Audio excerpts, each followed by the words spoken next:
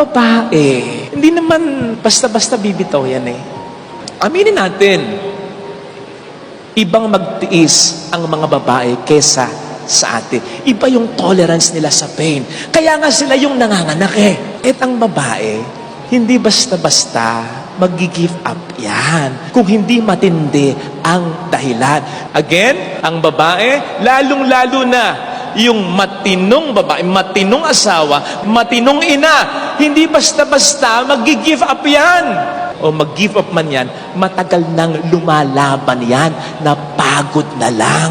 Kaya nga may kasabihan tayo, kapag ang babae ang umayaw, ayaw na talaga.